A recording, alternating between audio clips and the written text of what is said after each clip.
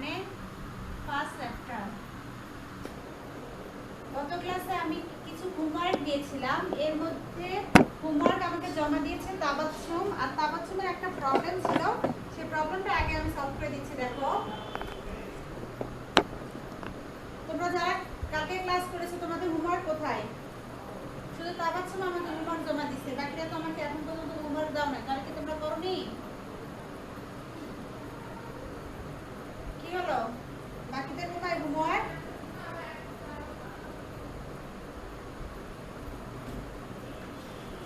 আবার কথা বলে না কেউ। তুমি প্রথম, বাকিরা তো প্রথম না, তাদের তো হোমওয়ার্ক দিয়েছিলাম।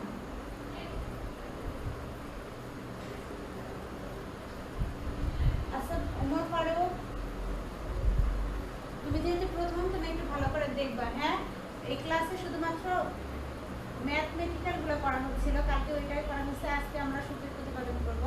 আমাদের হোমওয়ার্কটা ছিল হচ্ছে এটা না, এটা আমার 2 নাম্বার হোমওয়ার্ক ছিল। বাকিরা কি কথা বলে না কেন? তাবাসসুম, তোমার সমস্যা না, তুমি কথা বলো। তাহলে এটা সমস্যা ছিল না, এটা কতদূর পর্যন্ত করছিলা তুমি?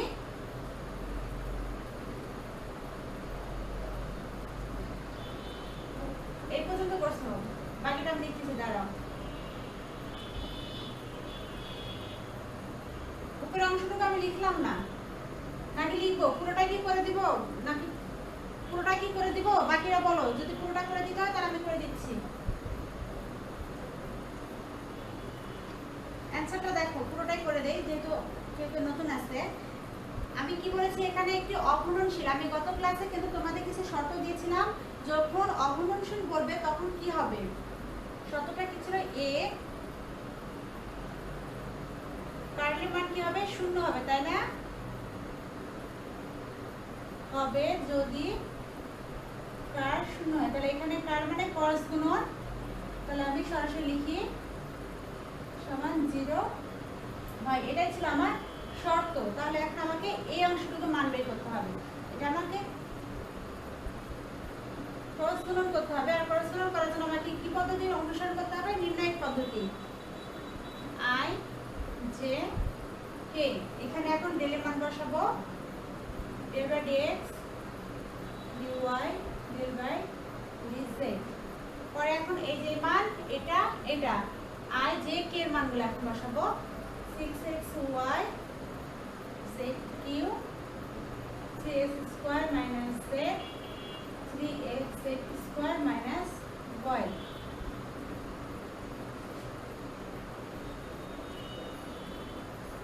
তাহলে প্রথমে আমি শর্তটুকু লিখেছি, এ একটি অগুণনশীল হবে যদি ক্রস গুণন হয় 0, মানে কার্লের মান যখন 0 হবে তখন এটা হবে অগুণনশীল, আর যখন সলিড নির্ণয় করতে বলবে তখন হবে ডট গুণনের মান যদি 0 হয় বা ডাইভারজেন্সের মান যদি 0 হয় তখন হবে সেটা সলিড। আমি দুইটা দিয়েছিলাম হোমওয়ার্ক, তার মধ্যে এই হোমওয়ার্কটাতেই প্রবলেম ছিল, যেটা আমার কাছে তাবাসসুম বলেছে, এই কারণে আমি এই এক্সাম্পলটা যেটা তোমাদের দিয়েছিলাম হোমওয়ার্ক, সেটা আমি করে দিচ্ছি। আর বাকিটা যদি কারো সমস্যা থাকে তাহলে অবশ্যই পার্সোনাল ভাবে নক করবে। আর আমি হোমওয়ার্ক দিয়েছি মানে হোমওয়ার্ক করে জমা দিতে হবে। তোমরা কেন হোমওয়ার্ক করে জমা দাও না?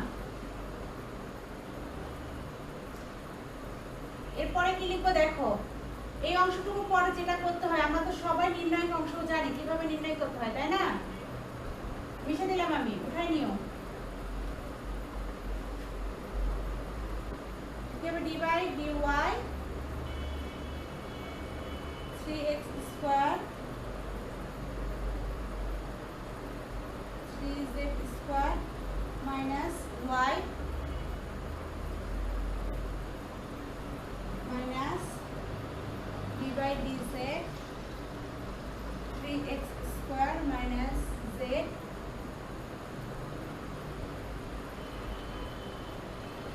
এটা হচ্ছে i plus del by dx del z 6x y plus z cube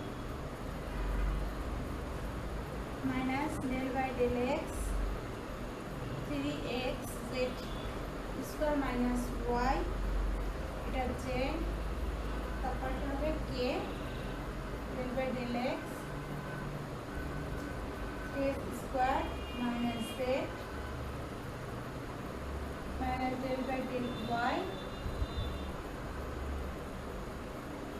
6xy plus z q, এটা হচ্ছে k ভেক্টর।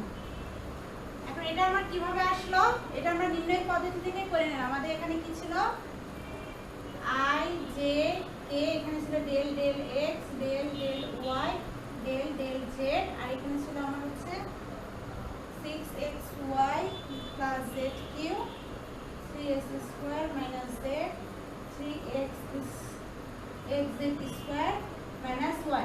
তাহলে যখন আমি i কে নিব, তাহলে এই সারি আর এই কলামটা আমার, এই কলাম আর এই সারি প্রথম কলাম বাদ যাবে, থাকবে কি মাঝখানের এই অংশটুকু। তাহলে এই অংশটুকু আমার কি হবে, আর গুণ হয়ে যাবে। তাহলে এটার সঙ্গে এটা গুণ, এটার সঙ্গে এটা গুণ, দেখো এটার সঙ্গে এই অংশটুকু গুণ, সূত্রে মাইনাস, তারপরে অংশটুকু, এটা কি নিয়েছিলাম i, এখানে i। সেম একইভাবে j এর ক্ষেত্রে আবার একইভাবে k এর ক্ষেত্রে। এখানে শুধুমাত্র দেখো এখানে আমার প্লাস j নিয়েছি, দেখো এই অংশটুকুতে আমার প্লাস j ছিল,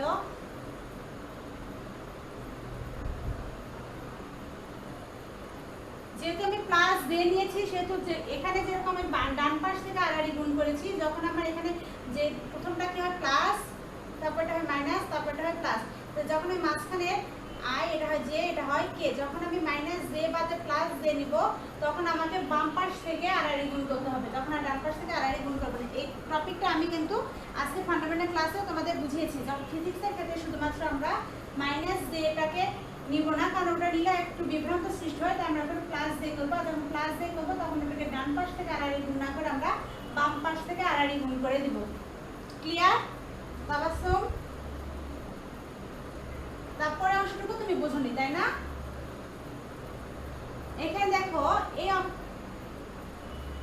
মাইনাস দিয়ে করলে একটু প্লাস মাইনাসের বিভ্রান্ত হয়, একটু অঙ্ক বড় হয়ে যায়, অত প্যারানোর দরকার নেই। আমি যখন যেভাবে বললাম না, ফিজিক্সের ক্ষেত্রে তোমরা ওটাকে প্লাস দিয়ে করে নিবে, অনেক সময় আমাদের অ্যান্সারও ভুল আসে। তাহলে এখন দেখো এখানে দেখো এইটুকু অংশটুকু দেখো, এই অংশটুকু দেখো, এখানে আমার কি আছে d বাই dy, আর এটার সঙ্গে আছে আমার এই অংশটুকু, তাই না? আর এটা আলাদা অংশ। এখানে আমার y কোথায় আছে, এখানে আমার কোনো y আছে 3x স্কয়ার, এখানে কোনো y আছে আমার, দেখো যেহেতু এখানে y নেই, তাহলে d বাই dy দিয়ে এটাকে আমার অন্তরীকরণ যাবে না, তাহলে এখানে আমার হবে 0। তারপরটাতে কি y আছে, দেখো, তারপর দেখো এখানে মাইনাস y আছে, তাহলে মাইনাস dy বাই dy হবে, তাহলে y dy কাটা গেলে এখানে কত হবে, -1। তাহলে আমার এখানে ক্যালকুলেশনটা কি হবে, -1, শূন্য লেখার প্রয়োজন নেই। এখন তারপরে অংশ দেখো, এখানে আছে আমার d বাই dz। এখন আমি দেখি এখানে z কোথায় আছে, এখানে 3s², এখানে আমার z আছে, z নেই, তার মানে এটা আমরা কি শূন্য, এটাতে আমার অন্তরীকরণ যাবে না। তাহলে আমার ডেল z কোথায় আছে, দ্বিতীয় এখানে -z, এখানে আমার z আছে, তাহলে এখানে -z, আর এখানে আছে d বাই dz, তাহলে এখানে হবে -1, আর এই যে একটা 1, তাহলে -1 আর -1 এ কি হয়ে যাবে আমার +1, আর আমার কি ছিল ভেক্টর, i ভেক্টর ছিল, i ভেক্টর দিলাম। বুঝেছো এবার তাবাসসুম? আচ্ছা, বাকিরা দেখো, সবাই দেখো এখানে আমার কি আছে, d বাই dy, আর ব্র্যাকেটের ভিতরে আমার কোথায় y আছে, দেখো 3xz², এখানে আমার কি y আছে নেই, তার মানে ওটা আমার শূন্য। তারপর y কোথায় আছে আমার, এই এখানে আছে -y, তাহলে -y, তাহলে এটা কি হবে -dy বাই dy, কাটাকাটি করলে কি হয় -1, এই যে -1।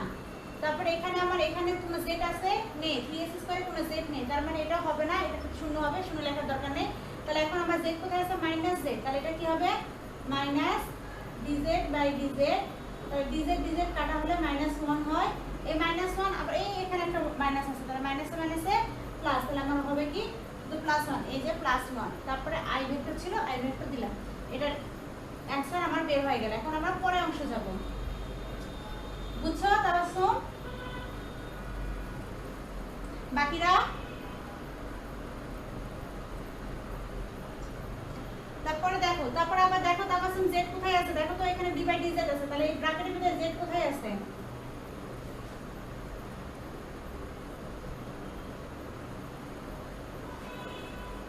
পরেরটাতে জেড কি আছে দেখো, কিউ আছে, জেড দেখো জেড কিউ, তার মানে আমার এটা কি ডি বাই ডি জেড, তারপরে আছে আমার জেড কিউ, তাহলে এটা আমার হবে হচ্ছে পাওয়ারটা আগে আসবে, তারপরে জেড 3 মাইনাস 1, যেমন এক্স এর উপর এন পাওয়ার মানে আমরা জানি এন এক্স ইনভার্স 1, এটা আমরা সূত্র জানি অন্তরীকরণের সূত্র অনুযায়ী। বুঝছো বিষয়টা? এখানে x এর উপর n পাওয়ার মানে z এর উপর 3, তাহলে 3 পাওয়ারটা আগে আসবে, তারপরে হবে z, তারপর পাওয়ারের সঙ্গে -1, তাহলে আমার এখানে কি হচ্ছে, এখানে আসছে আমার 3z স্কয়ার,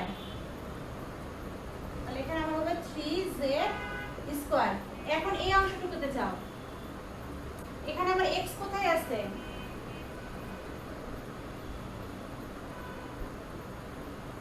এখানে আমার x আছে, এখানে 3xz স্কয়ার, তাহলে এখানে আমার কি হবে দেখো, মাইনাস বসালাম,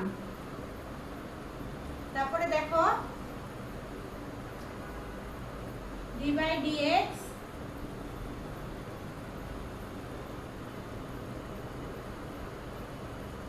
3z স্কয়ার। হ্যাঁ, তো আমার সঙ্গে একটু বুঝাই, যেহেতু প্রবলেম তুমি তো বুঝছো, এর কারণে ইজিলি করতে পারলে। তাহলে 3xz স্কয়ার এখানে আমার আছে, তাহলে এখানে আমি লিখব কিভাবে, del 3xz স্কয়ার, নিচে লিখলাম del x, তাহলে এই যে del, এই del কাটা, এই x কাটা, থাকবে শুধু 3z স্কয়ার। ক্লিয়ার? তাবাসসুম বুঝতেছো?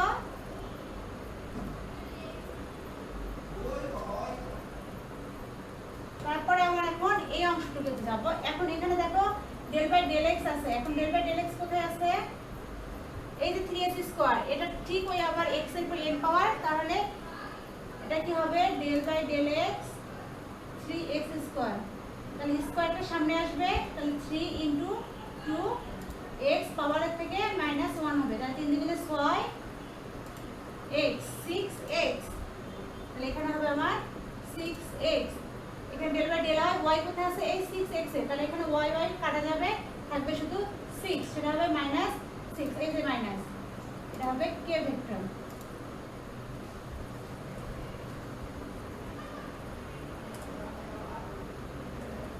তাহলে আমার শূন্য হচ্ছে না, প্লাস মাইনাস কাটাকাটি 0, তাহলে আমি বলতে পারবো এই একটি অঘূর্ণনশীল ভেক্টর।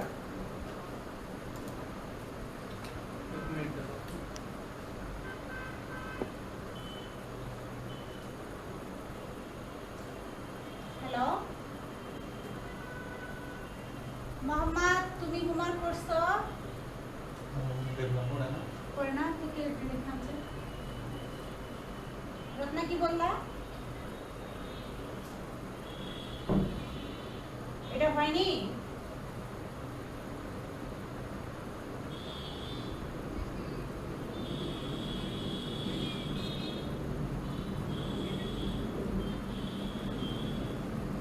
আচ্ছা, আমি ওটা বুঝাই দিলাম, তাবাসসুম তুমি নোট করছো না? নোটটা ওকে পিকচার উঠায় রত্নাকে দিয়ে দিও। আর আগে যে কথাগুলো আমি বলেছি আমি রিপিট করলাম না, তুমি এই ভিডিওটা দেখে নিও রত্না, ঠিক আছে? তাহলে তুমি বুঝতে পারবে, আর না বুঝলেও তুমি যদি ওই তাবাসসুম থেকে এটা নিয়ে নিও, নোটটা নিয়ে নিও। তাহলে আজকে আমরা কি করব, প্রতিপাদন করব। ক্লাসকে বড় না করি, কারণ একটা প্রতিপাদন করতে 1 ঘন্টা চলে যাবে। তাহলে সরাসরি আমরা এখন প্রতিবেদনে চলে যাব। তার প্রথম প্রতিবেদন আমরা এই অধ্যায় থেকে আমাদের 3টা প্রতিবেদন করতে হবে। একটা হচ্ছে গসের ডাইভারজেন্স সূত্র প্রতিপাদন, ডাইভারজেন্স। একটা গ্রিন তত্ত্ব বা সবুজ তত্ত্ব। কখনো কখনো প্রশ্নে কিন্তু গ্রিনের উপপাদ্য না দিয়ে কখনো কখনো এখানে সবুজ, ইংলিশ মানে কি গ্রিন, আর বাংলা গ্রিনের বাংলা কি সবুজ, কখনো কখনো সবুজ তত্ত্ব দিয়ে ফেলে, তখনও যেন তোমরা ভুলে না যাও, গ্রিন মানে সবুজ, সবুজ মানে গ্রিন তত্ত্ব, ঠিক আছে? সেম জিনিস।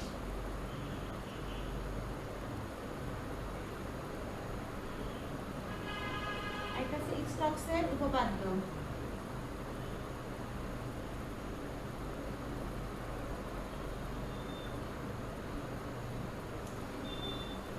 দেখো এখানে গসের ডাইভারজেন্স উপপাদ্য না লিখে কখনো কখনো এখানে গস না লিখে গাউসের ডাইভারজেন্স উপপাদ্য লিখি, কথা কিন্তু একই, গস গাউস একই। আবার এখানে গ্রিন উপপাদ্য না দিয়ে এখানে হয়তো বা কখনো সবুজ তত্ত্বটি বর্ণনা করেও দিতে পারে, তাহলে গ্রিন উপপাদ্য আর সবুজ উপপাদ্য একই। এখানে স্টকসের উপপাদ্যই সরাসরি দেওয়া থাকে। তাহলে আজকে ক্লাসে আমরা গসের ডাইভারজেন্স উপপাদ্যটা করব, তারপরে যদি আমাদের সময় থাকে তাহলে আমরা গ্রিনেরটা করব। গসেরটা ইম্পর্টেন্ট না এই বছরের জন্য তোমাদের, গসেরটা তাহলে গসেরটাই দেখো, আর গ্রিন উপপাদ্যটা ইজি। সাজেশনে গস উপপাদ্য কয় পেজ দেওয়া আছে কি বললে?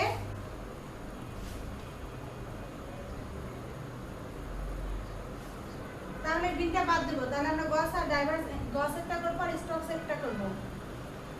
যেহেতু আমার কাছে গত বছরের প্রশ্নটা কালেক্ট করা নেই, ছিল হারাই ফেলছি আমি, এই কারণে আমি বলতে পারবো না যে কোনটা ছিল। তোমরা একটু বুঝে নিবে যে যেটা ছিল সেটা বাদ দিয়ে দিবে, ঠিক আছে? দেখো যে সাজেশনে গসের ডাইভারজেন্সটা কয় পেজ আছে।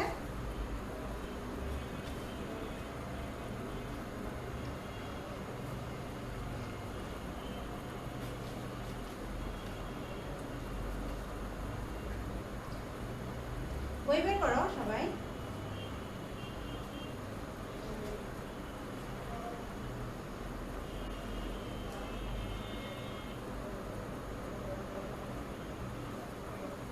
বের করছো?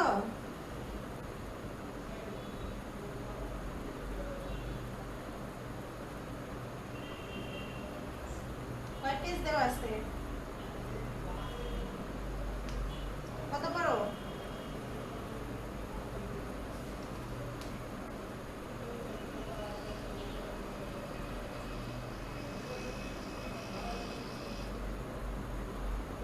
কত পারো?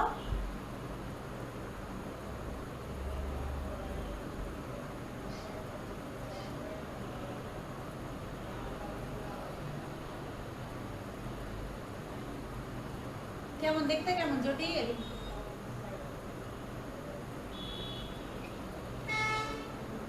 সেই জটিলটা এখন সহজ হয়ে যাবে।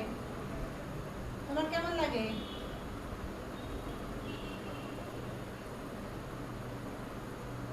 আচ্ছা, line to line step by step বুঝাই দেবো, দেখবা একদম পানির মতো সহজ হয়ে যাবে। আজকে আমাদের বিষয় হচ্ছে গাউসের ডাইভারজেন্স উপপাদ্য। তাহলে লেখো তোমরা, যদি সময় নষ্ট করা যাবে না, কারণ এটা বড় যেহেতু 1 ঘন্টায় প্রায় লাগবে। আর একটার সঙ্গে আরেকটা উপপাদ্য পড়ালে তোমরা আজকে এই উপপাদ্যের সঙ্গে যদি আরেকটা উপপাদ্য পড়ে তাহলে এটা ভুলে যাবে। শুধু কোর্স কমপ্লিট আমরা চাইলে কিন্তু একটা দুটো টপিক করে কোর্স কমপ্লিট করে দিতে পারবো, কিন্তু ভিতরে কিছুই তোমরা বুঝবে না।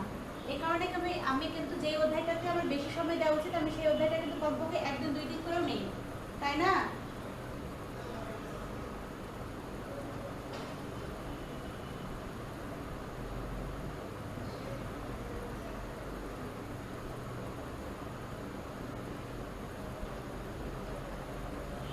আমার এই পেজটাকে নিয়ে অনেক স্বপ্ন।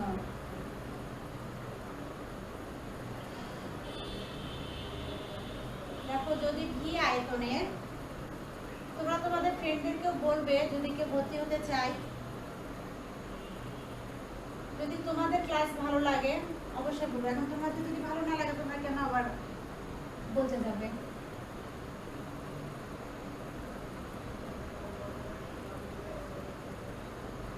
হ্যাঁ বলো।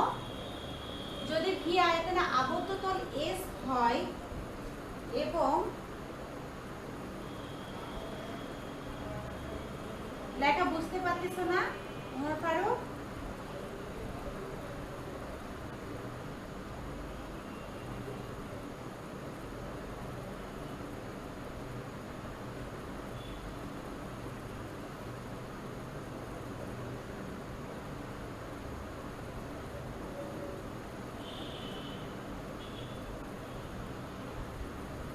যদি ভি আয়তনের আবদ্ধ তল এস হয় এবং এ যদি অবিচ্ছিন্ন অন্তরীকরণ যোগ্য অবস্থানের ভেক্টর ফাংশন হয়, যোগ্য অবস্থানের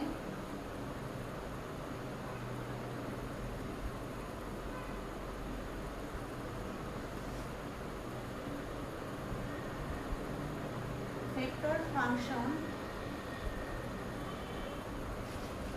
হয় তবে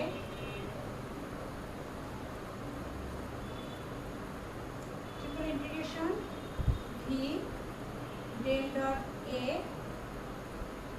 ডিভি এস আবদ্ধতল এ ডট নর্মাল ডিএস অর্ধবন্ধনী এস ইন্টু ডিএস।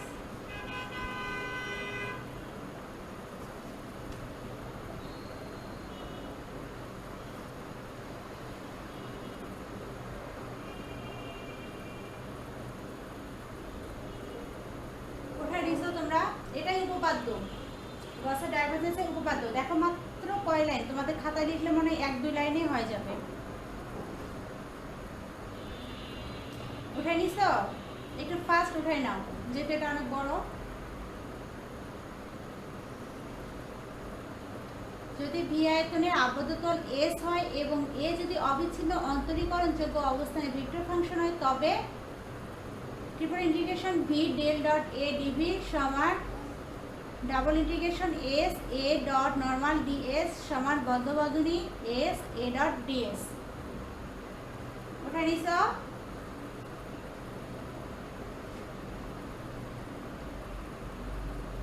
কি ব্যাপার, কথা বলো না কেন? এই হ্যাঁটা 3 বার বলার পরে বলতে হয়? আমারও তো গলা শুকায় যায় নাকি? দয়া মায়ের কারণ নাই নাকি তোমাদের আমার প্রতি? আচ্ছা, তোমাদের যখন লেখা শেষ হবে সঙ্গে সঙ্গে বলবে ম্যাম লেখা শেষ হয়েছে, বুঝাই দেন বা মিশে দেন। তাহলে তোমরা একটু আমাকে সহযোগিতা করলে আমাকে একটু কথা কম বলতে হয়। নাহলে দেখো আমি ঘুম থেকে ওঠার পর থেকে আমার একটার পর একটা ব্যাস থাকে। আমি তো একটা মানুষ না, এতক্ষণ কথা বলতে বলতে তো কখন দেখো বোবা হয়ে যাবো, তখন তোমাদের কে পড়াবে? একটু আগে কি ক্লাস নিলাম? ফিজিক্যাল কেমিস্ট্রি, আবার নিচ্ছি ফিজিক্স, এরপরে আবার রেস্ট। তাহলে কত কথা বলতে হয় আমাকে বলো, তাই না?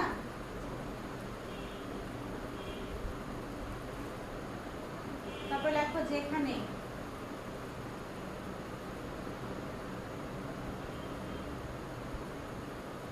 n হইল তল এস এ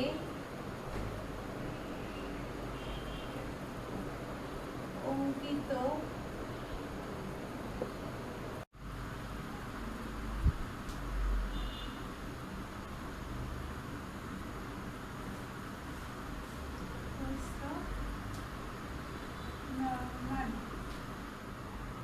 এখন আমরা এই উপপাদ্যটার প্রমাণে চলে যাব।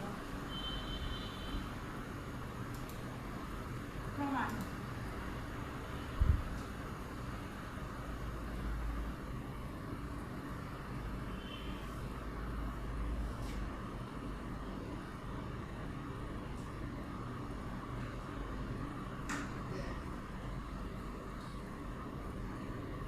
বহিস্তর নরমাল গুণানো ময়াকার লয়ের রেট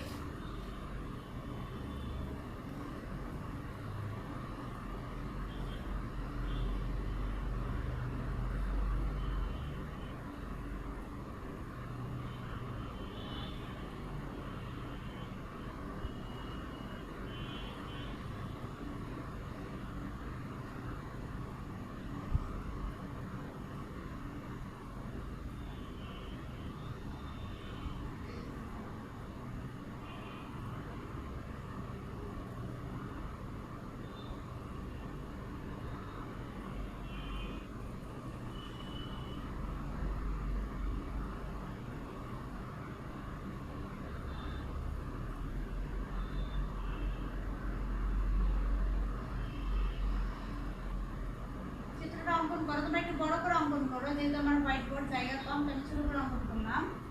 একটু বড় করে অঙ্কন করো, হ্যাঁ?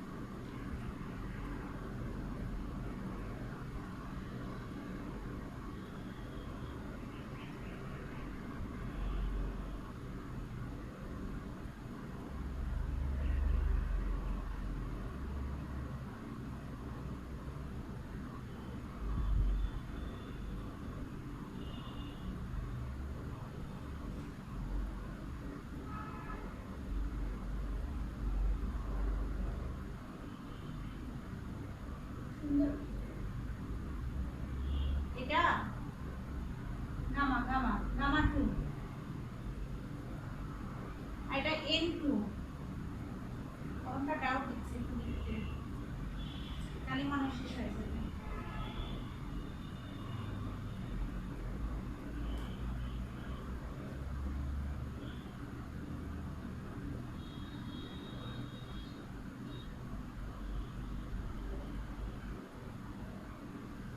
এই অংশটুকু এদিকে জায়গা নেই আমি এখানে লিখে দিচ্ছি তোমরা ওটা পরে ds2 তে হাইফেন দিয়ে লিখবা s2 into set f2 x, y এটা হচ্ছে ds2 আর ds1 হচ্ছে s1 set সমান f1 x, y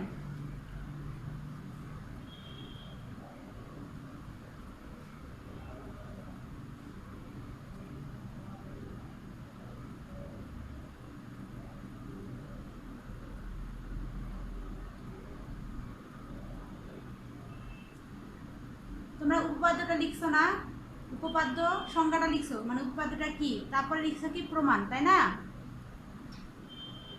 এখন কেউ যদি উপপাদ্য আর প্রমাণের মাঝখানে চিত্রটা অঙ্কন করো তাহলে খুবই ভালো হয় আর যদি কেউ আগেই উপপাদ্যের পর প্রমাণ লিখছো তাহলে যেরকম আমি এক সাইডে লিখছি চিত্রটা তোমরা এক সাইডে চিত্রটা লেখো আর এই যে এটা যেটা লিখলাম না এই যে ds2 আর ds1 আছে না এখানে আমার জায়গা নেই এদিকে এই কারণে আমি এটা এখানে লিখে দিছি ds2 দিয়ে হাইফেন লিখে এই পরের অংশটুকু আবার d1 এ হাইফেন দিয়ে আবার এই অংশটুকু লেখো মানে এটা চিত্রেরই অংশ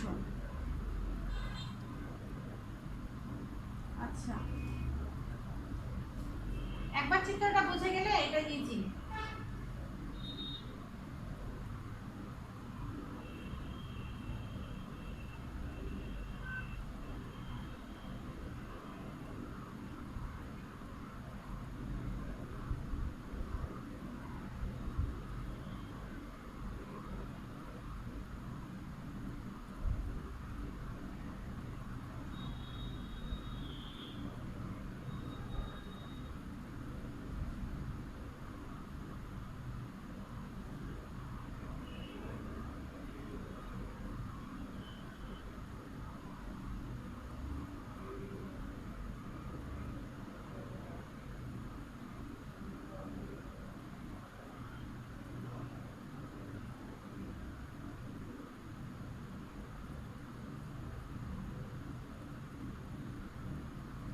এখানে হয়েছে চিত্র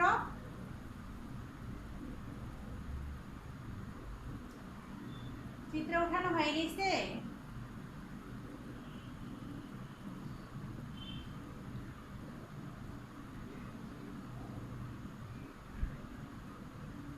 আর আর আর আচ্ছা কারো যদি চিত্রতে প্রবলেম হয় আমি পরে তোমাদের চিত্রটা পিকচার উঠা পাঠিয়ে দিব গ্রুপে তোমরা ওটা দেখে কারেকশন করে নিও আচ্ছা বাকিদের উঠানো হয়ে গেছে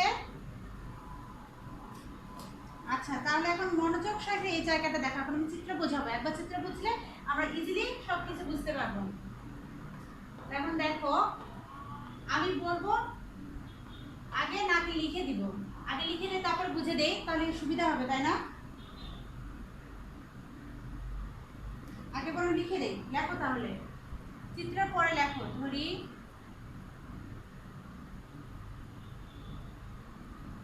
ভি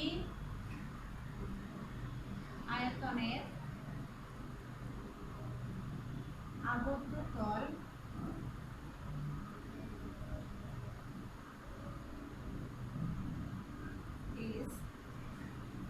যাকে স্থানাঙ্ক অক্ষের সমান্তরালে অক্ষের সমান্তরাল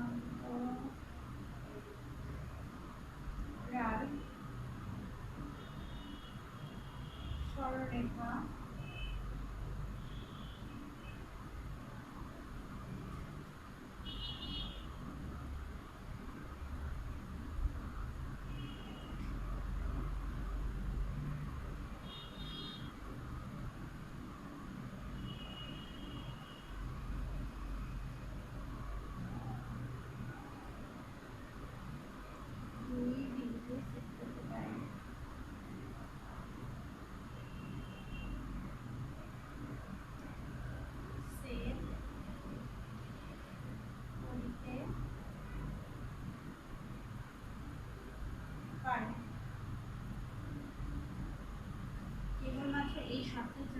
উপপাদ্যটি প্রমাণ করব কেবলমাত্র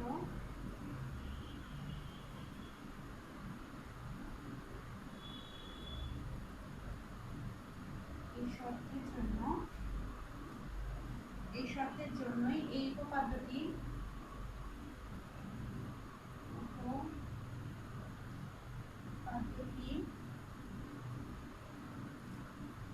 এখন আমরা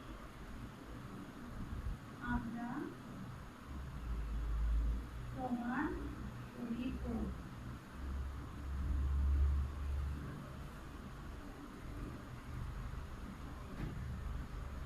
ধরি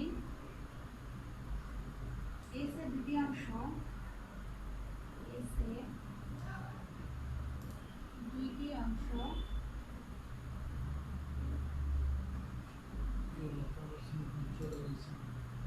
নিম্ন এবং ঊর্ধ্ব তল দুইটি যথাক্রমে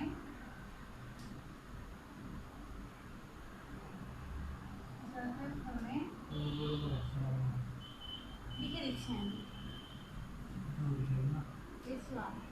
ধরি ভি আয়তনে আবদ্ধ তল এস যাকে স্থানাঙ্ক অক্ষের সমান্তরাল সরলরেখা সর্বাধিক দুই বিন্দুতে ছেদ করিতে পারে, কেবলমাত্র এই শর্তের জন্য উপপাদ্যটি এখন আমরা প্রমাণ করিব। ধরি এস এর দুইটি অংশ নিম্ন এবং ঊর্ধ্বতল দুটি যথাক্রমে S1 এবং S2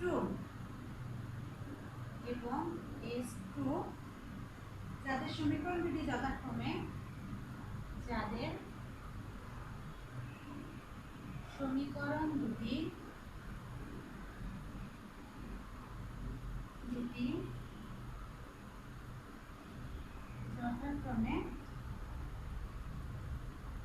z f1 x, y এবং z সমান f2 x, y। এখন ধরি s এর লম্ব বিক্ষেপ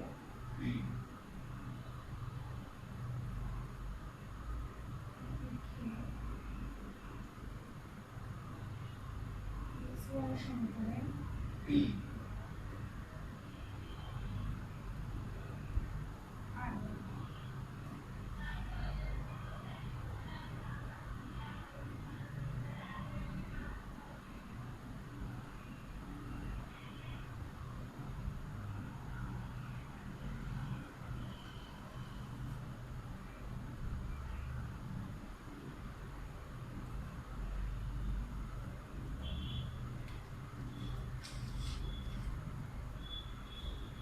লম্ব বিক্ষেপ এক্স ওয়াই সমতলে আর।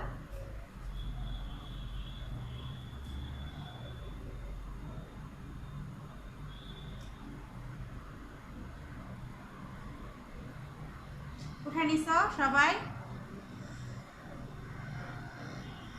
সবার হইছে? সবার? তাহলে এখন দেখো, খেয়াল করো, হোয়াইট বোর্ডের দিকে তাকাও। ভাষাটা কি? ধরি ভি আয়তনে আবদ্ধ তল এস, তাহলে আবদ্ধ তল আমারটা কি? এস। ধরি ভি আয়তনে আবদ্ধ তল এস যাকে স্থানাঙ্ক অক্ষের সমান্তরাল সরলরেখা সর্বাধিক দুই বিন্দুতে ছেদ করিতে পারে, কেবলমাত্র এই শর্তের জন্য এই উপপাদ্যটি এখন আমরা প্রমাণ করব। তার মানে আমাদের এটা শর্ত ছিল, তার মানে আবদ্ধ তলকে আমাদের সর্বাধিক কয়টা বিন্দুতে ছেদ করতে হবে?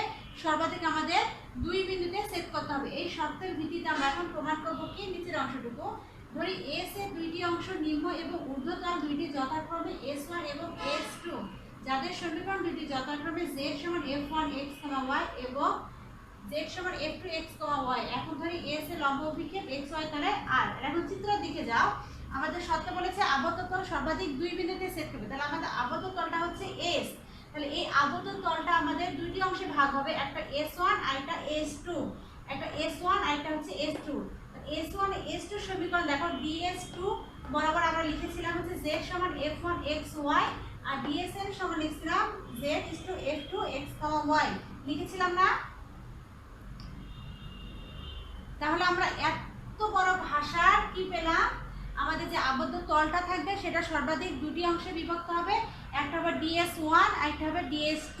আর DS1 DS2 এর মান তো চিত্রই দেওয়াই আছে, একটা F1 ব্র্যাকেট x, y আর একটা F2 ব্র্যাকেট x, y।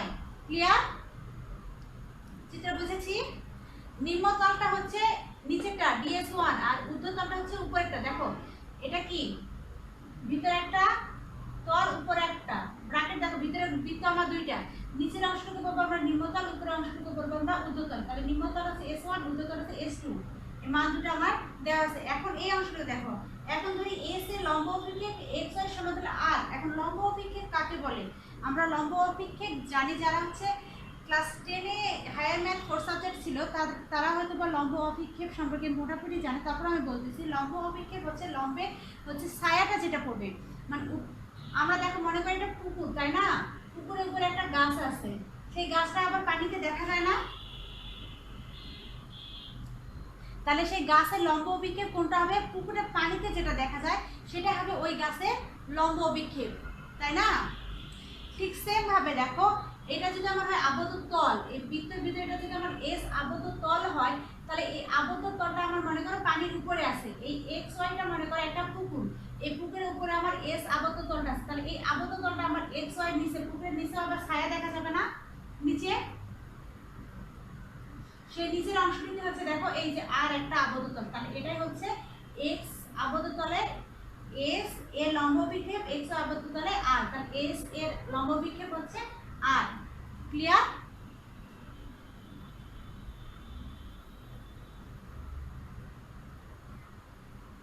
বাকিদের ক্লিয়ার নাকি আরেকবার বলবো? তাহলে কি কঠিন মনে হচ্ছে নাকি ইজি মনে হচ্ছে?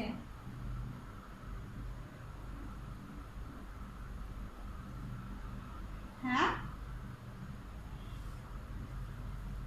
কি বললে?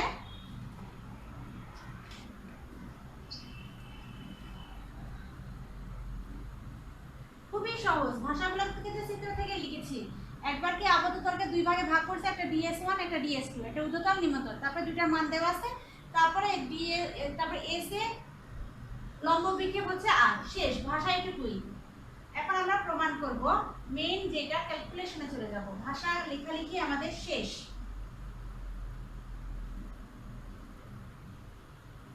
ক্লাস করতে করতে প্লিজ এই ক্লাস থেকে কেউ চলে যাবে না, তাহলে কিন্তু আগা গোড়া কিছুই বুঝবে না, কারণ এটা স্টেপ বাই স্টেপ বুঝে দেওয়া। চলে গেলে তারই সমস্যা, সে বুঝবে না। তারপরে দেখো এখন আমাদের প্রমাণগত উপাত্ত যেটা প্রমাণ করতে বলছে, এখন আমরা সেটা লিখবো। দেখো এখন triple integration V 3 del z dv সমান del triple integration V del a3 del z dz dy dx। উঠে নিছ?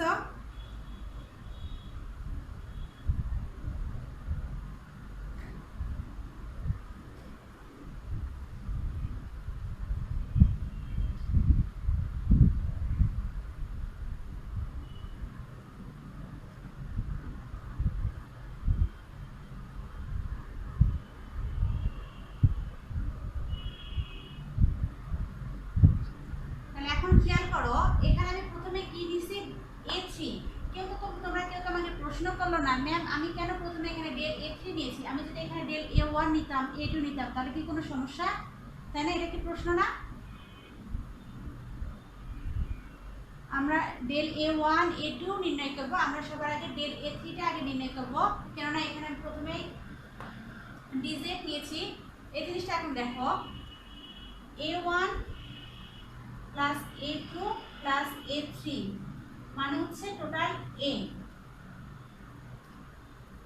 x plus x, y, z মানে হচ্ছে x মানে কি জানি I, y মানে আমরা জানি কি j, আর z মানে জানি আমরা k, তাই না?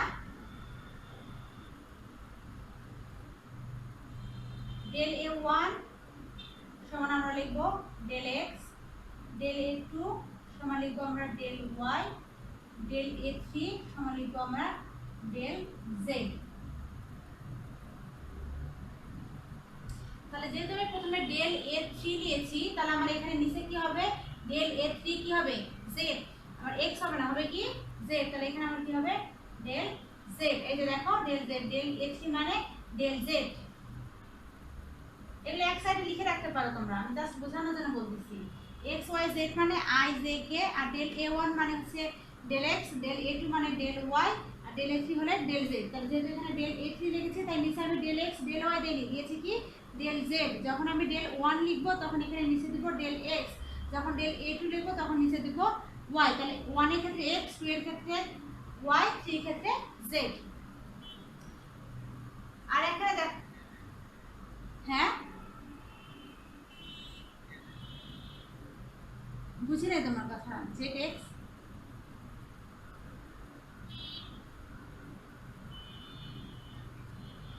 ডেল এক্স নিব, যখন ডেল এক্স নিব না নিচে, তখন আমি এখানে ডেল ওয়ান লিখবো, এখানে ডেল এ থ্রি লিখিনি।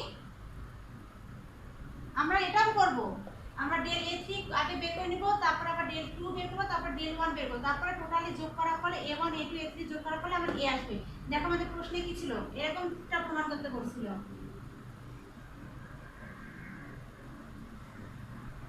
তোমরা যদি প্রথমে ডেল ওয়ান প্রমাণ করো সমস্যা নেই, ডেল টু যদি প্রমাণ করো তাও সমস্যা নেই। আমি ডেল এ থ্রি থেকে প্রমাণ করে দিচ্ছি, আমি পিছন থেকে প্রমাণ করতেছি যেন সোজা হয়।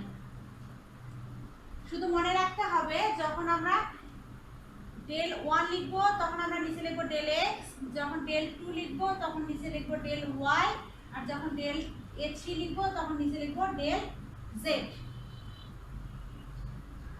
বুঝছো ওমর ফারুক, তোমার প্রশ্নের উত্তর পেয়ে গেছো?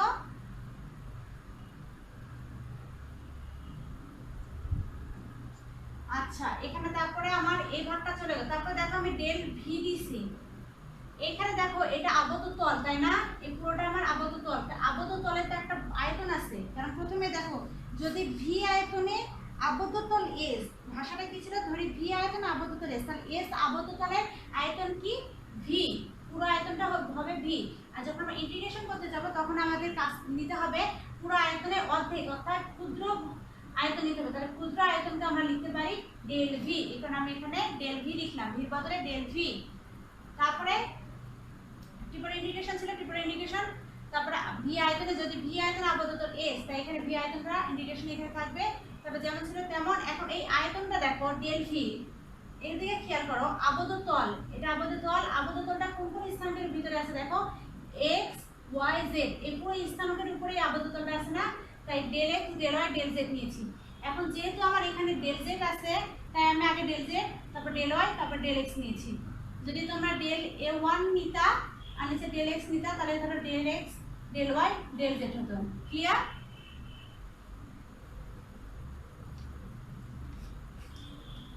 বুঝছো বিষয়টা? বুঝছো? আচ্ছা, তাহলে এখন আমরা ক্যালকুলেশনে চলে যাই।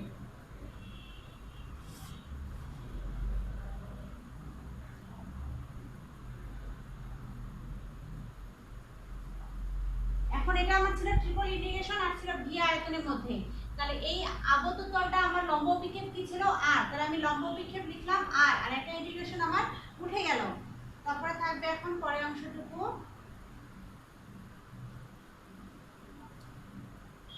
এটা আমার কয়টা ট্রিপল ইন্টিগ্রেশন, ট্রিপল ইন্টিগ্রেশন ছিল ভি, আর ভিটা কিসের আয়তন ছিল, আবদ্ধ তলের, আর আবদ্ধ তলের লম্ব বিক্ষেপ কি ছিল আর, আর এখানে ছিল আমার বৃত্তের ভিতরে বৃত্ত, তিনটা ইন্টিগ্রেশন, এখানে শুধু একটা বৃত্ত, ডাবল ইন্টিগ্রেশন। তারপরটা দেখো এখন মান বসাবো জাস্ট, তাহলে হয়ে যাবে। আর একটা ইন্টিগ্রেশন ছিল না, এই ইন্টিগ্রেশনটা আমি ভিতরে দিলাম আর বাইরে দিলাম দুইটা ইন্টিগ্রেশন, তিনটা ইন্টিগ্রেশনের মধ্যে দুইটা এখানে আর একটা এখানে ভিতরে।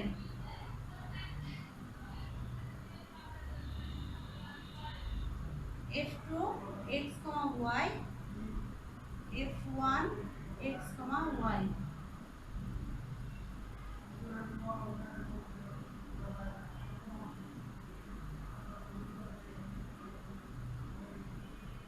আমরা যখন ইন্টিগ্রেশন করব তখন আমাদের ভিতরে গুলো নিয়ে কাজ করতে হবে। তাহলে আমার ভিতরে কি আছে, ডিজেড আছে, তাহলে ডিজেড কে ব্র্যাকেটের ভিতরে রাখবো আর বাইরে রাখবো ডিওয়াই বাই ডিএক্স, ডিওয়াই আর ডিএক্স কে। তাহলে এখানে থাকবে ডিওয়াই আর ডিএক্স।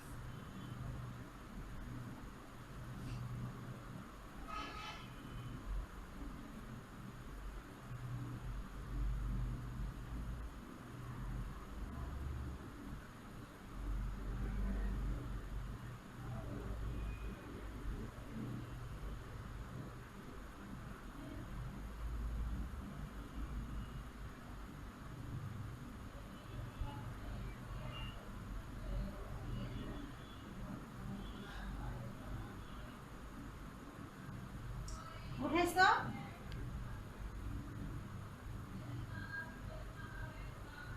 আচ্ছা,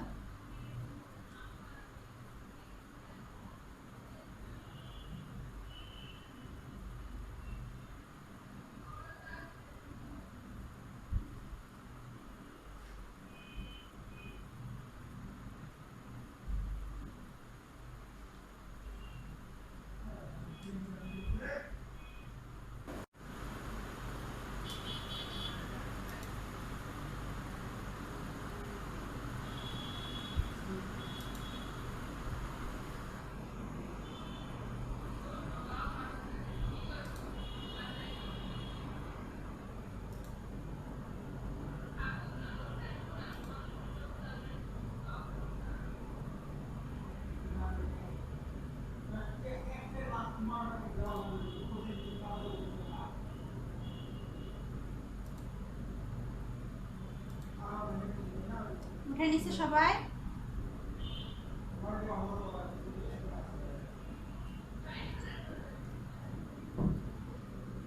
হ্যাঁ, স্ক্রিন দেখা যায় না? দেখা যাচ্ছে তো?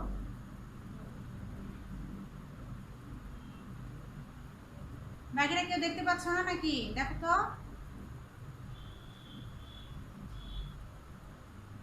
আচ্ছা, একটু ওয়েট।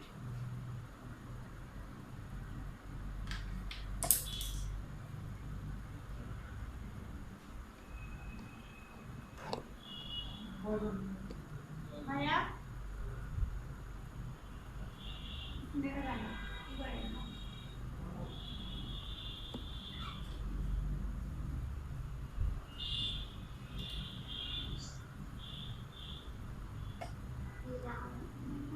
এখন দেখা যাচ্ছে?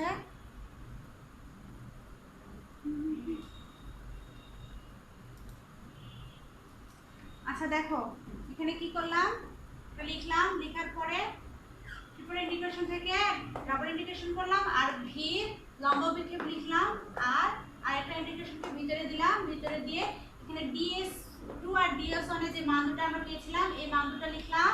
লেখার পর এটা ভিতরে যেমন ছিল তেমনই, আর যখন এরকম থাকবে তখন আমাকে সর্বপ্রথমে ভিতরের অংশটুকু ইন্টিগ্রেশন করতে হবে। যেহেতু ভিতরে আমার কি আছে dz, তারপর dy বাই dx, তাহলে dz কে আগে ইন্টিগ্রেশন করলাম আর dy dx কে বাইরে রাখলাম। এটাকে ইন্টিগ্রেশন করলে আমার মান আসবে a3xyz। এই মানগুলো যেমন ছিল মানগুলো তেমনই লিখলাম, dy বাই dx, dy আর dx যেমন ছিল তেমনই। ক্লিয়ার?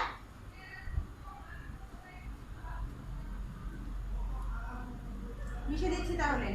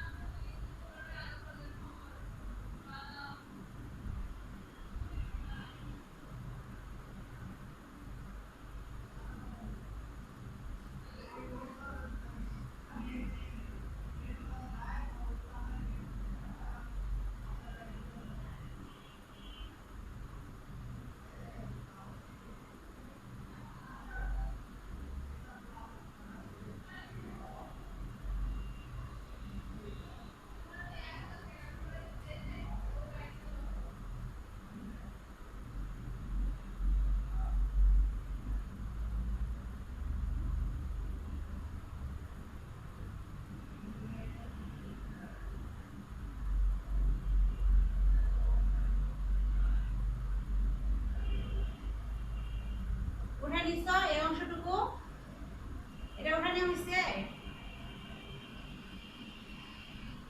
এই অংশটুকু কিভাবে আসলে দেখো, ডাবল ইন্টিগ্রেশন আর লিখলাম, a3 লিখলাম, xy লিখলাম। এখানে দেখো z সমান f2 xy, তাহলে z এর মান কি আমার f2, তাহলে z এর জায়গায় বসালাম f2, তারপর dy/dx, তারপর সূত্রে মাইনাস, আবার ডাবল ইন্টিগ্রেশন আর r3 যেমন ছিল আবার z এর জায়গায় f1, তারপর dy/dx। ক্লিয়ার?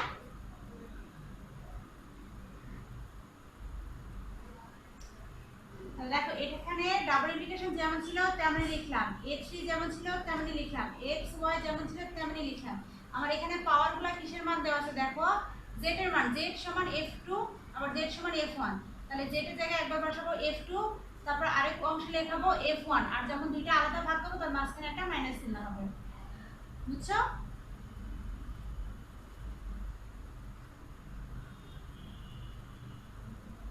এটা হচ্ছে 1 নম্বর সমীকরণ। তাহলে আমাদের 1 নম্বর সমীকরণটা চলে আসলো। এখন আমরা এখান থেকে ইজিলি পুনরুক্তভাবে আর দুইটা সমীকরণ লিখতে পারবো। তাহলে এখানে এখন ভাষা লেখো কিছু, ঊর্ধ্বতল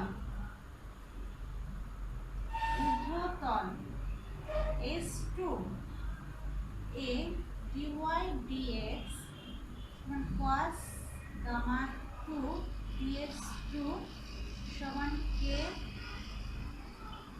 n2 ds, এটা হচ্ছে 2 নম্বর সমীকরণ। যেহেতু s2 এর নরমাল n2 k এর সাথে স্থূলকোণ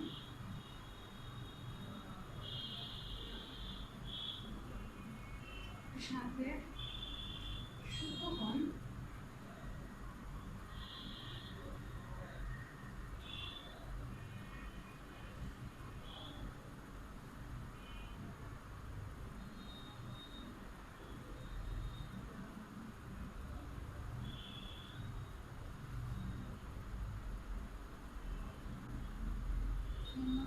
s1 a dy dx minus cos gamma 1 ds1 সমান minus k into n1 ds1 dot 3 নম্বর সমীকরণ।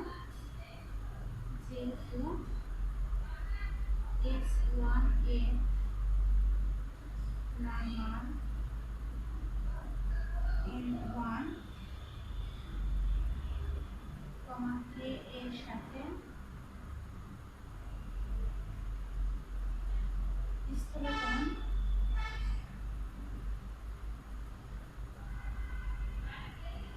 gamma 1 উৎপন্ন করে।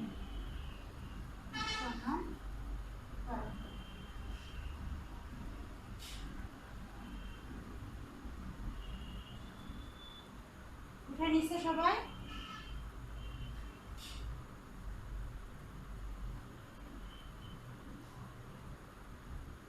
এখন ভাষাটা আমরা যেটা লিখলাম সেটা এখন চিত্রের মাধ্যমে বুঝবো। সবাই লেখা হলে এখন চিত্রের দিকে ফোকাস করো। বুঝাই দিব? নিচেটা স্থূলকোণ, উপরটা সূক্ষ্মকোণ। উঠে নেওয়া হয়েছে সবার? তাহলে দেখো এখানে আমার ds2 আর ds1 মানে s2 আর s1, এখানে কথা ছিল ঊর্ধ্বতল। ঊর্ধ্বতল কোনটা? উপরের ভাগটা, আর নিচের অংশটুকু হচ্ছে নিম্নতল।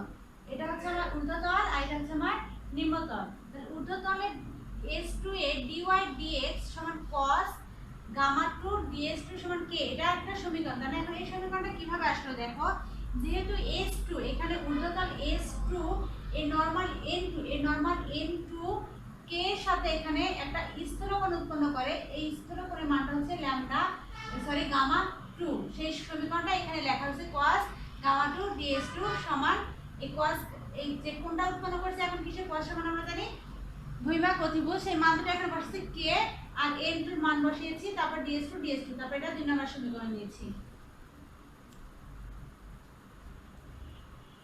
বুঝছো নাকি আবার বলবো?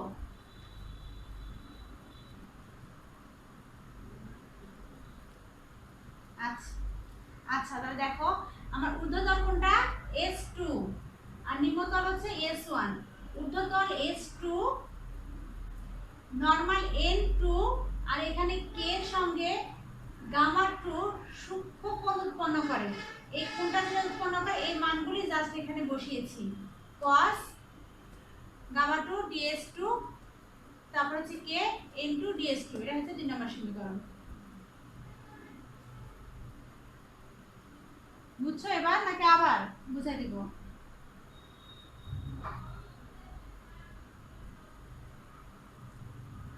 রত্না বুঝছো? ওমর ফারুক তুমি বুঝছো?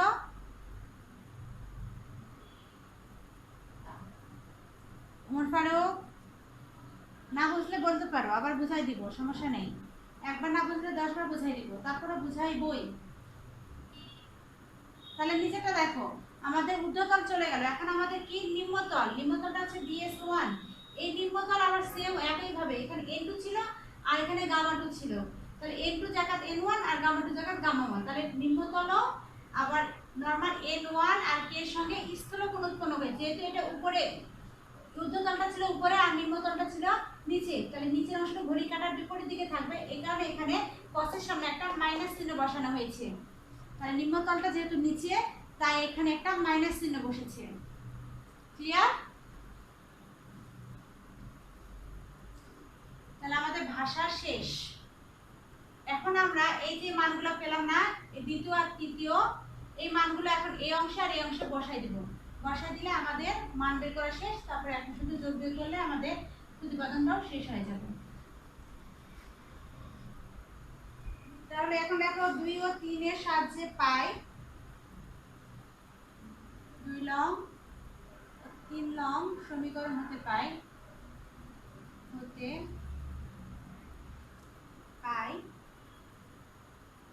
আর a3 x, y f2 dy dx সমান লিখতে পারবো।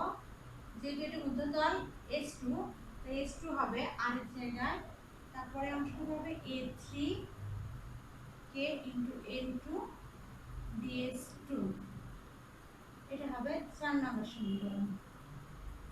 এই অংশটুকুর মান হবে আমার a মান, আবার এই অংশটুকুর মান হবে আমার পরেরটা। এই মানগুলো আমরা 2 লং আর 3 লং এ পেয়েছিলাম, শুধু মানগুলো জাস্ট বসিয়ে দিলাম আমি।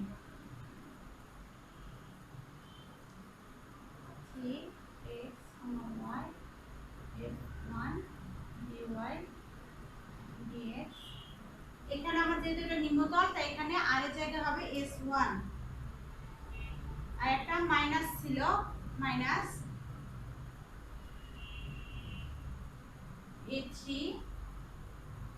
k, এখানে হবে n1, এটা হবে ds1, এটা হবে 5 নম্বর সমীকরণ।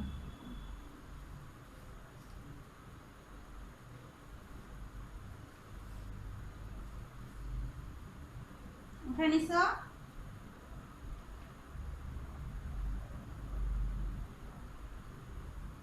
আচ্ছা আচ্ছা,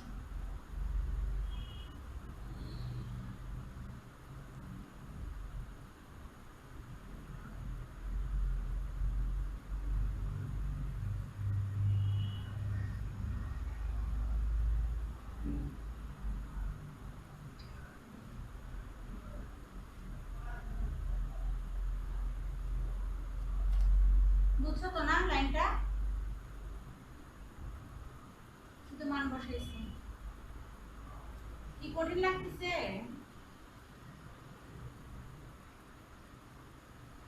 এই যে এখানে ধরে নিচ্ছি, দেখো এই যে k n2 গামা 2 সূক্ষ্মকোণ আর স্থূলকোণের মান ধরে নিয়েছি, দেখো চিত্রেই আছে।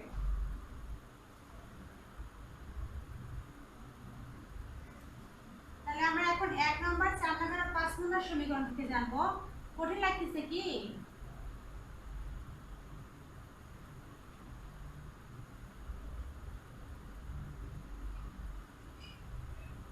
চিত্রটা বুঝলে কিন্তু পেরে যাবে, দেখো তোমরা একা একা যখন করবে না তখন খুব ইজি লাগবে।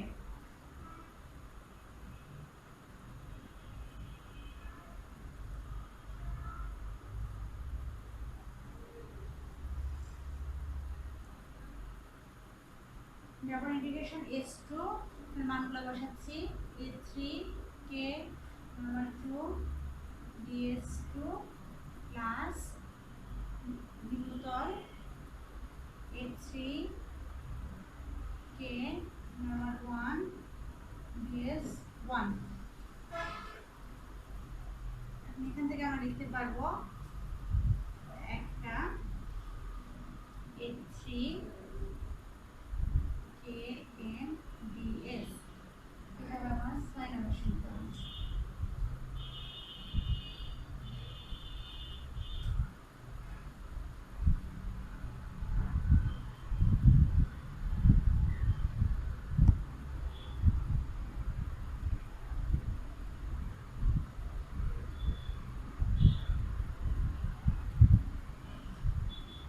তাহলে এই লাইনটা ছিল 1 নম্বর আর 5 নম্বর সমীকরণ থেকে নিয়েছি, এটাকে বোঝানোর কিছু নাই। এখন এই অংশ থেকে আমার এই অংশটাকে কিভাবে আসবে দেখো, এখানে আমার S2 আর এখানে আমার S1 আর S2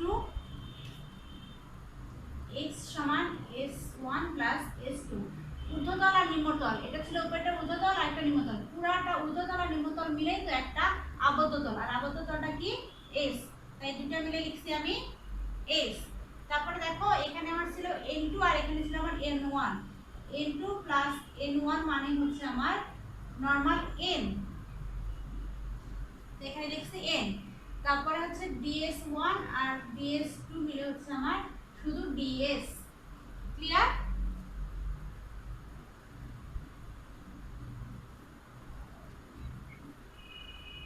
হ্যাঁ বলো।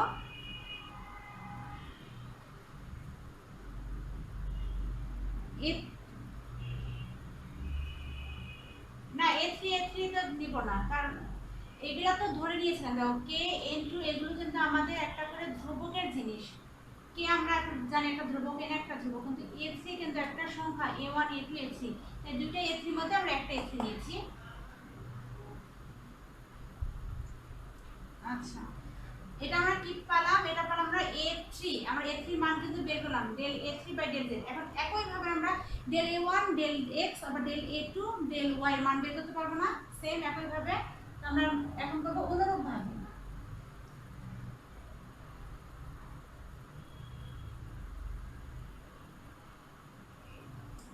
আমরা প্রথমটা এখন সবাই দেখো এই চিত্রে দেখো, আমরা প্রথমটার ক্ষেত্রে x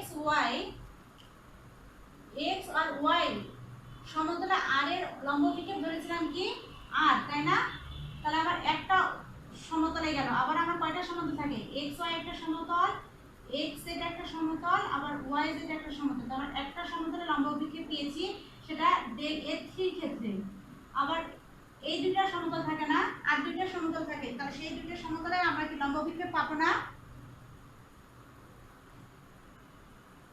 তাহলে YZ আর XZ এর ক্ষেত্রে আমরা আবার পাবো একটা করে লম্ব বিক্ষেপ পাবো, একটা del 1 আর একটা পাবো del 2।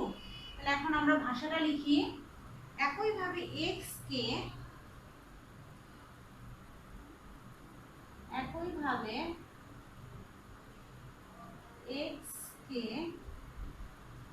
YZ এবং ZX XZ সমতলে লম্ব অভিক্ষেপ করিয়া যথাক্রমে পাই অভিক্ষেপ করিয়া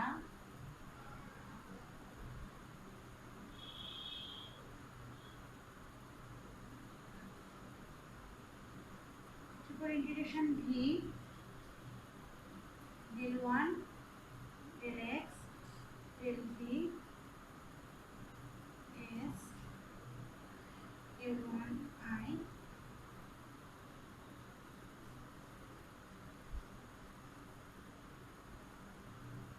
N DS।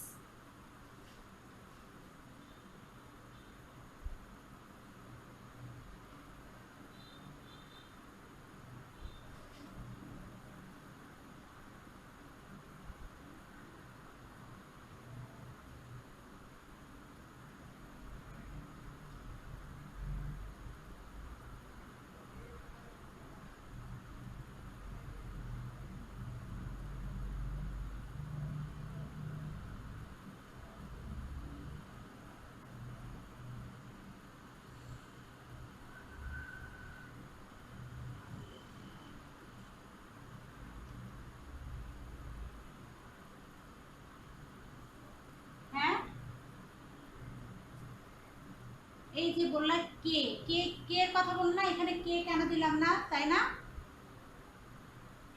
আচ্ছা, উঠায় নেওয়া হয়েছে দুজনেরই, সবার যারা আছে এখন ক্লাসে।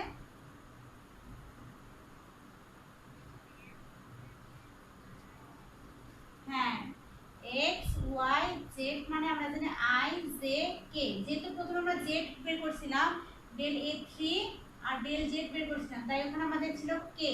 আর যেহেতু এখানে আমরা এক্স লিখছি তাই এখানে আমাদের হবে এ, আর এখানে আমরা ওয়াই লিখছি তাই এখানে আমার হবে জেড। ক্লিয়ার ওমর ফারুক? বুঝছো?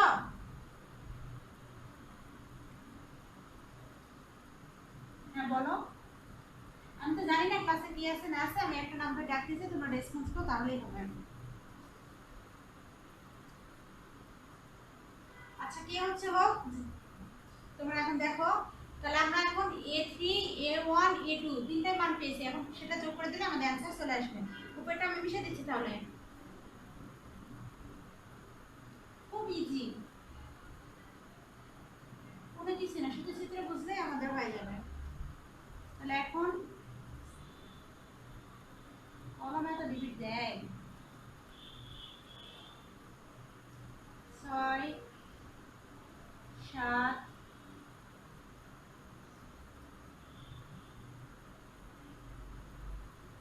চিহ্ন হবে 7, 6 নম্বর সমীকরণ, 7 নম্বর সমীকরণ, 8 নম্বর সমীকরণ, 6 নম্বর 7 নম্বর 8 নম্বর সমীকরণ এখন যোগ করে দিব। যোগ করে দিলে আমার হবে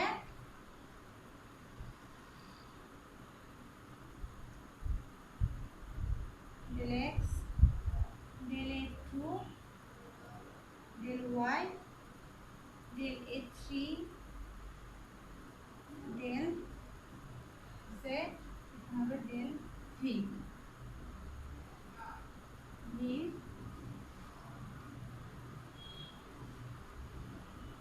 এখানে আবদ্ধ লিখব s,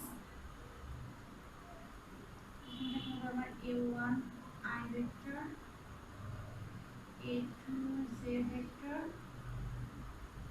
a3 k vector, 2 n ds।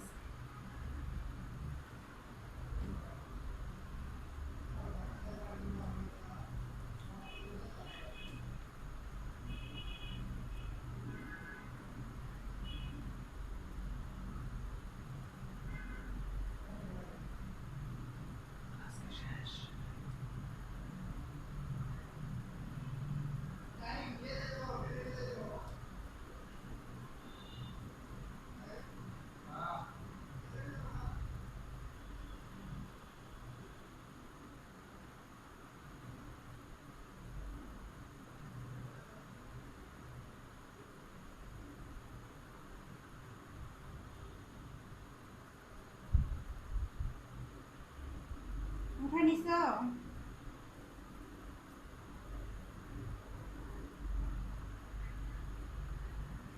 আচ্ছা আমি বুঝাই দিচ্ছি, সবাই উঠাই নেওয়া হলে বুঝাই দিব।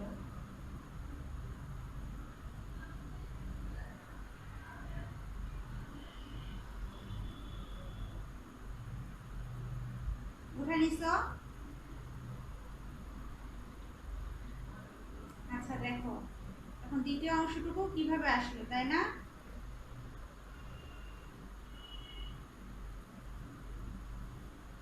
আমি তাহলে মিশে দিচ্ছি, মিশে দিয়ে বুঝে দিচ্ছি।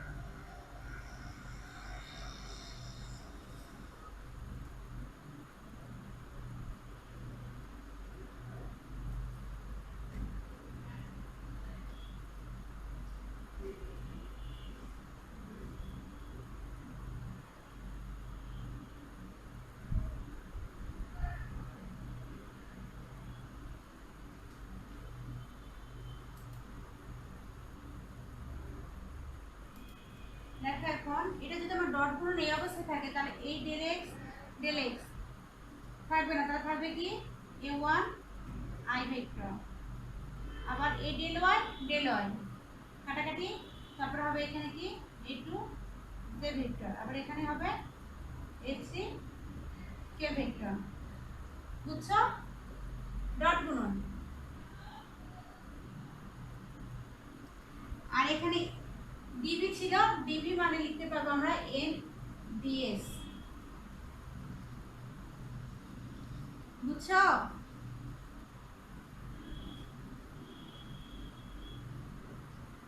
এখন তারপর তৃতীয় অংশটুকু দেখো কিভাবে আসলো।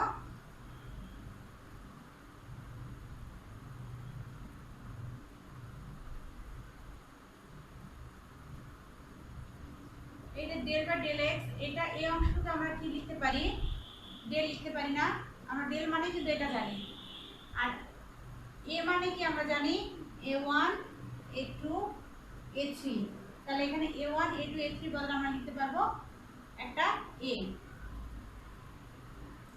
তারপরে এনডিএস আমরা ডিভি বদলে লিখছিলাম এনডিএস, তাহলে এনডিএস এর বদলে আমরা লিখতে পারবো ডেল ভি। ক্লিয়ার?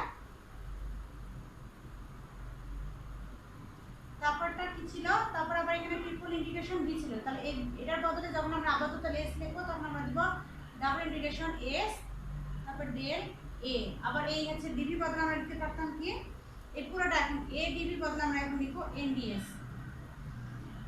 এনডিএস এটা না লিখে এটা পর্যন্ত প্রমাণ করলে